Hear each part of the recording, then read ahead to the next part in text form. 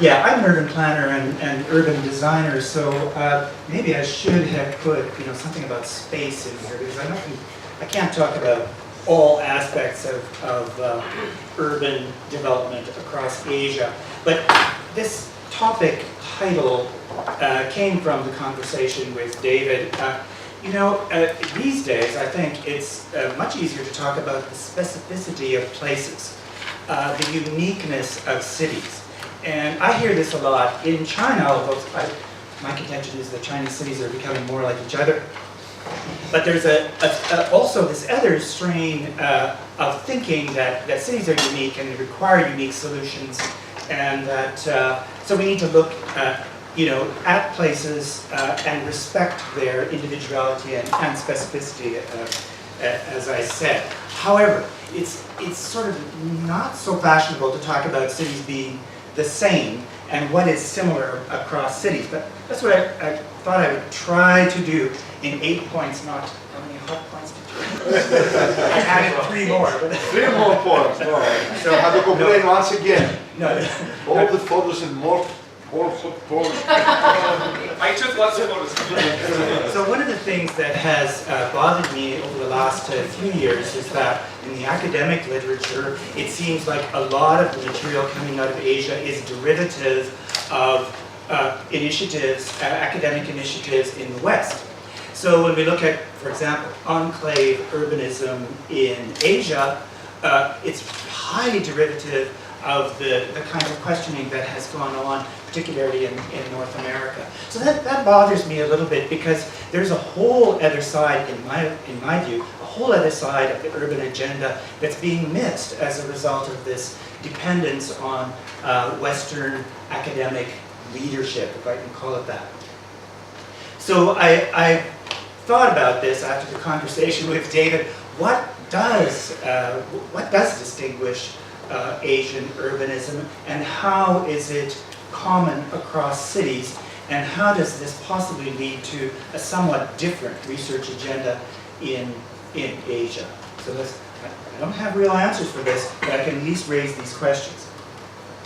Okay, so basically it's just a series of points on how I think things are different.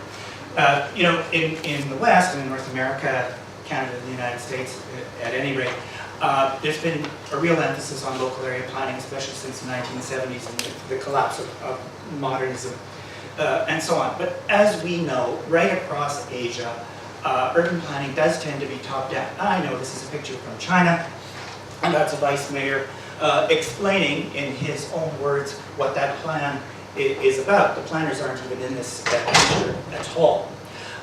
There is really no participatory process in China, although they're talking about it. There are actually fake ballots put into, I know this in the case of Shenzhen, fake ballots for voting on particular plans. So there's no participation. And there may be more participation in places like Singapore. I can't comment, I don't know it well enough. But typically this is the pattern in Asia. And I think this has major importance for the outcomes, and especially the spatial and urban design outcomes in our cities. So it's not just a process, it's biased in terms of the outcomes.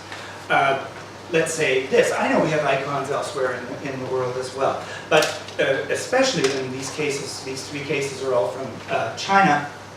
On the left is the Canton Tower, and of course Shanghai with its tallest building, and then the Shenzhen, imagining about how the CBD would look, and it looks something like that, except they haven't got the flying saucer yet, but it may be coming. So this emphasis on icons, and in fairness to Chinese leaders, they are facing intense competition among cities, and they need to distinguish themselves from other cities, and they're using visual icons to do so, and it's costing a lot of money. So that is a problem that they face because of this, because of globalization and the regional competition among cities. But it is changing the nature of cities and how they look.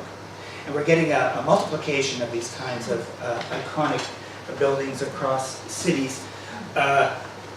when cities are beginning to look sort of like this. I don't know if you recognize any of these. Well, you can sort of tell that that's China. Although you don't know what city. And if I showed these in China, nobody would recognize which cities these are either. So cities look the same. They don't have this identity. And I said it in terms of economic competitivity. This is kind of an issue for money that is increasingly footloose within China as well. Large companies can move around. So this idea of making cities distinctive and also making a place where local citizens can understand and remember their own cities. A lot of people can't recognize their own cities after they've been gone only for a few years. So this transformation has also erased cultural memory in cities. So next point is public space in Asian cities has a reduced place. It's contested in many ways, but it's certainly contested at the governmental level, heavily managed or narrowly defined. Well, in the case of Hong Kong, it's really an occupation of the street, right? The street was turned into the public space. We all know the case of Beijing and Tiananmen Square. By the way, when I first visited Tiananmen Square, I rode around the edge on a bicycle, rode on my bicycle onto Tiananmen Square in the middle of the night, took some pictures, and then rode off. No security, nothing. Well, now you have to go through an underground channel and have your bag checked and your ID checked by security officers. You cannot go in a group. So it's just a small example. We know why this is the case in Tiananmen. It is not, in my view, the case that Asian or Chinese cities never had public space. Tiananmen Square has been there a very long time, and it was a place where local people could petition the emperor. So it was always there. Of course, it never became this huge military parade ground, which it has become in recent years in the communist era, or in the case of Bangkok, which really has no public space. If I can put that very strongly, very little at any rate, a few parks that are highly controlled. So again, the street becomes the place where public activity could take place. I just wanted to say that this is an important issue for Asia. It's not that the traditions didn't exist, and even if they didn't exist, they're needed now in terms of people's need to express themselves and invent and create. So we need public space. And it has to be a physical public space, not just our cell phones, which is another form of public space. Okay, so I'm just going to go, it's just several points following my introductory remarks. This is a positive thing, I think. Asian cities are rising in density. This is not occurring in Western Europe, as we know. It's still not occurring in North America. Cities are still spreading. People may not be spreading out so much, but cities are gobbling up more and more land at the periphery for all kinds of reasons. So Asia is different in this sense. This is a positive point. I know China is an exception here, but it may be resolved in the next few years once the land regime is reformed. That will require that. But I think the tendency is there. So this is positive because we know compact cities are where we need to go. But becoming more compact leads to some questions. So the research questions haven't really been addressed yet. So I'll just leave that hanging for now. So Asian cities and urban regions, because we were talking about how yesterday how Singapore is not a mega city because it doesn't have 10 million people, but so there are cities in China and elsewhere in the world that are looking to their hinterland and neighboring cities to form these kinds of megapolitan, use John Gottman's expression, megapolitan regions, which will perform the same function. And I think what futurists tell us is that megacities are going to be extremely powerful globally, regardless of what countries might want to do with those urban spaces. They will have a powerful role in the future. And Asia will have a lot of these. So managing those megacities is a very interesting issue because they have, as I say, a unique set of problems, infrastructure and so on.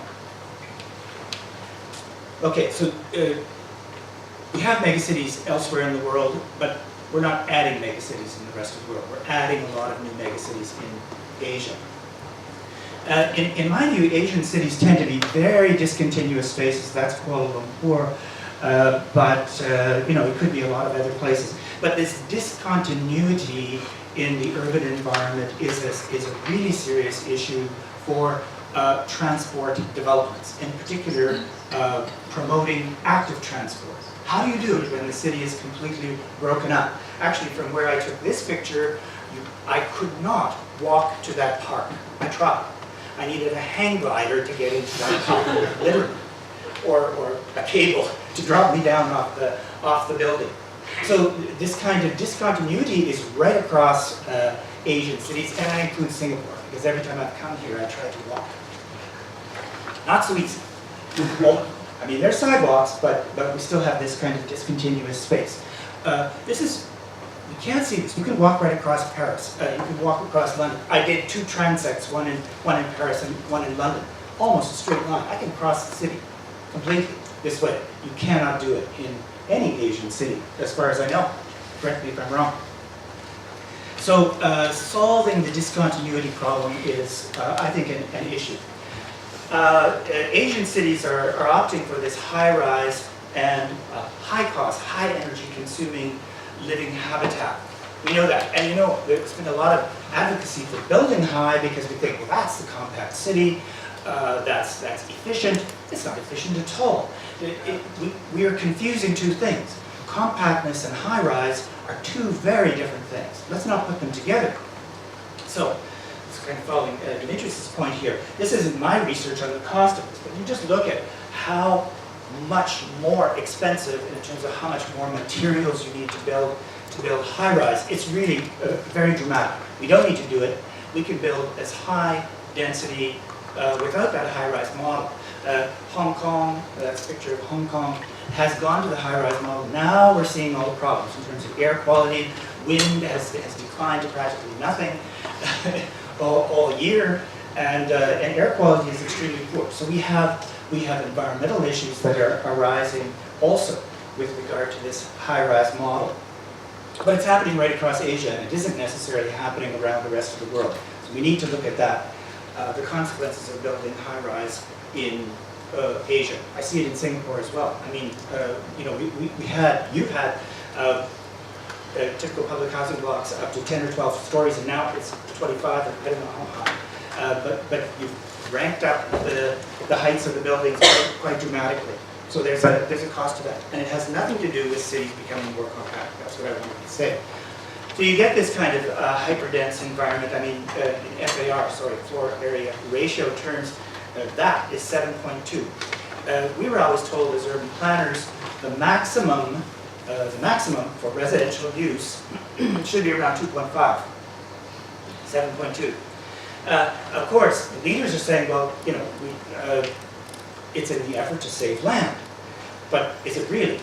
No, that's an issue. By the way, this was an urban village, and so the villagers are the owners, temporary, 70 years, of the apartments there. But you know, they're rather hard to rent.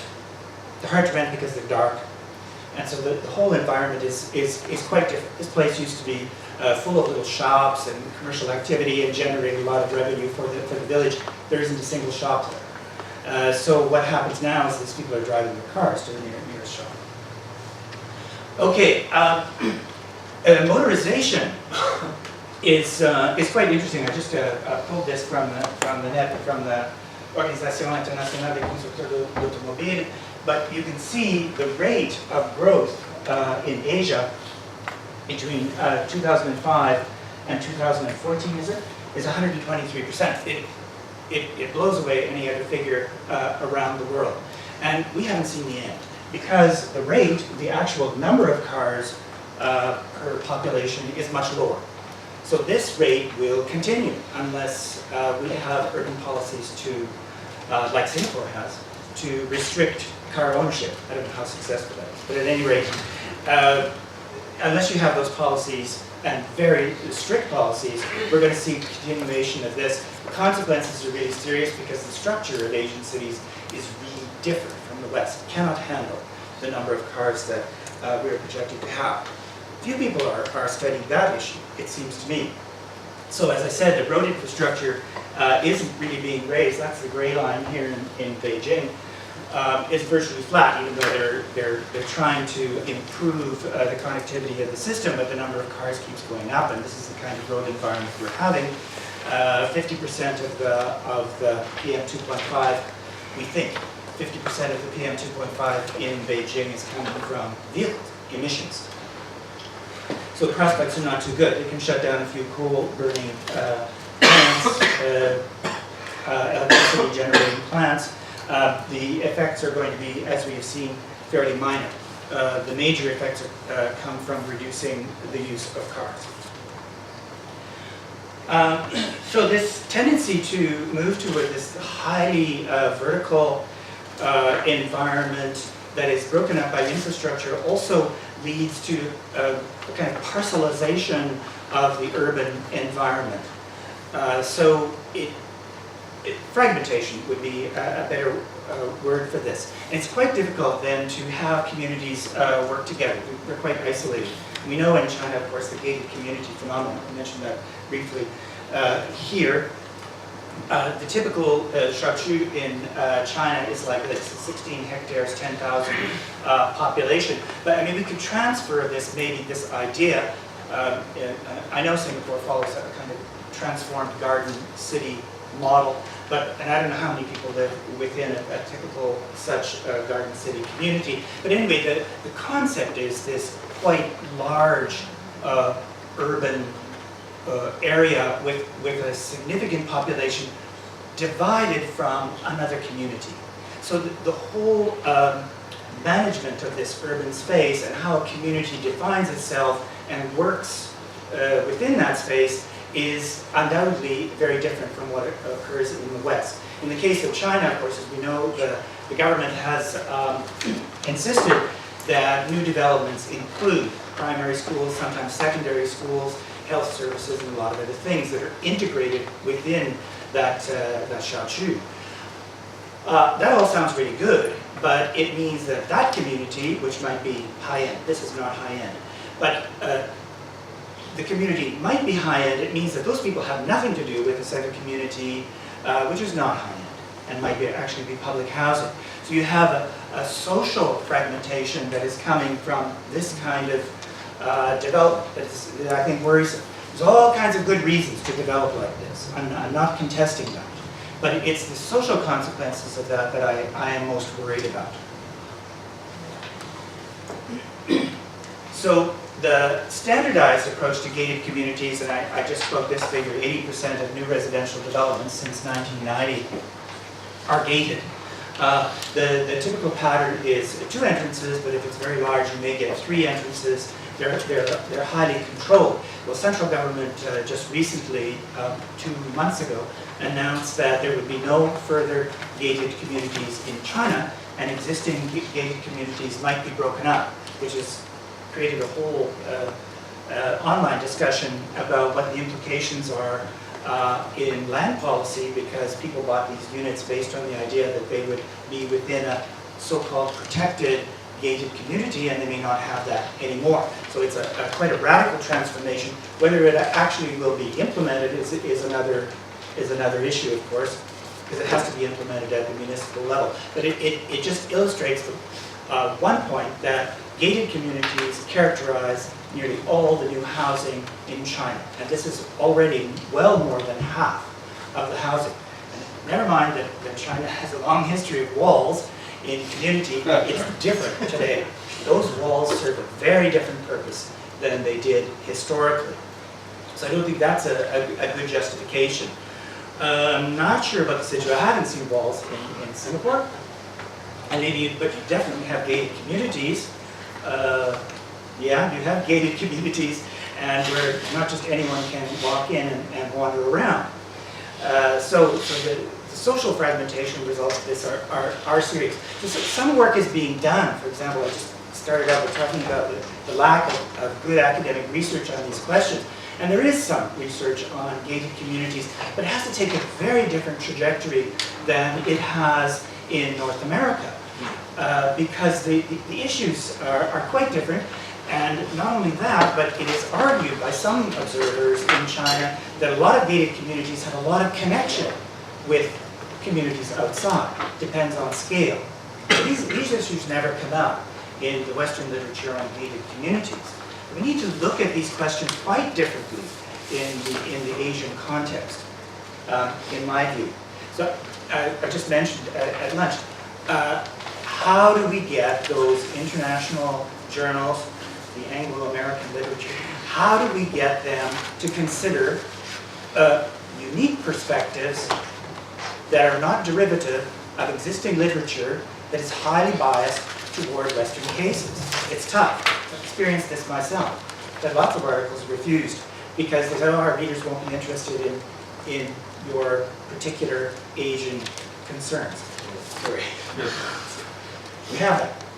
Okay, so I can just summarize, and I think that's virtually my half hour. So there were the 8 points that I tried to make here, with the purpose really of trying to say that the research agenda is going to be somewhat different in Asia, and we won't have a unique Asian research agenda unless we look at the commonalities across cities.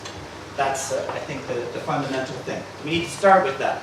And then we can look at the specificities that characterize particular cities and why we should look at them. But initially, I think we need to change the agenda, research agenda. So basically just a summary. I don't think I need to go through them all again, but you'll see them there.